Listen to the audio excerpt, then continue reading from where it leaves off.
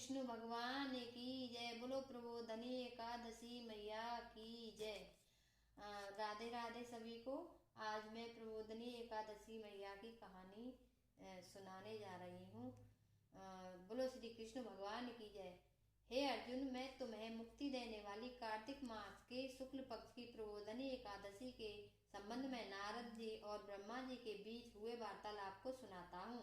एक बार नारद जी ने ब्रह्मा जी से पूछा, हे पिता, प्रबोधनी एकादशी के व्रत का क्या फल होता है? आप कृपा करके मुझे यह सब विस्तार पूर्वक बताएं। ब्रह्मा जी बोले, हे पुत्र, जिस वस्तु का त्रिलोक में मिलना दुष्कर है वह वस्तु भी कार्तिक मास के शुक्ल पक्ष की प्रबोधनी एकादशी के व्रत के फल से मिल जाती है। इस व्रत के प्रभाव से पूर्व जन्म के किए हुए अनेक बुरे कर्म क्षण भर में नष्ट हो जाते हैं।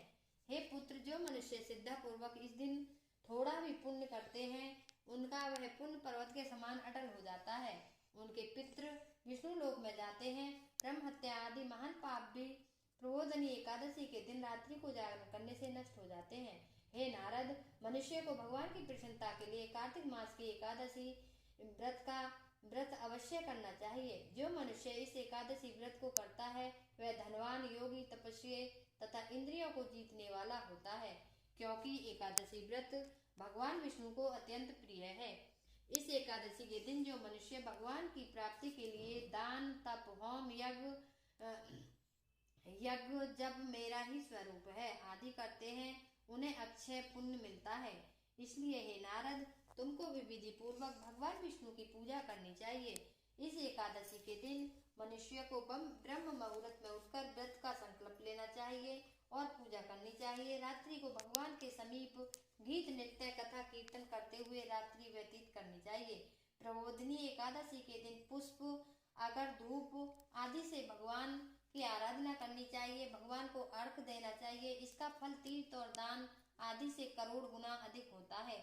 जो गुलाब के पुष्प से, बकुल और अशोक के फूलों से, सफेद और लाल कनेर फूलों के दुर्वा दल से, समी पत्र से, चंपक पुष्प से भगवान विष्णु की पूजा करते हैं, वे आवागमन के चक्र से छूट जाते हैं।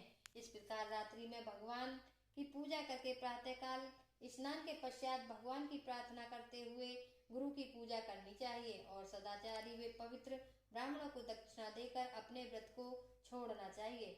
जो मनुष्य चातुर्मास व्रत में किसी वस्तु को त्याग देते हैं, उन्हें इस दिन से पुनः ग्रहण करनी चाहिए। जो मनुष्य प्रबोधनी एकादशी के दिन विधि पूर्वक व्रत करते हैं, उन्हें अत्यंत सुख मिलता है और अंत में स्वर्ग को जाते हैं। बोलो एकादशी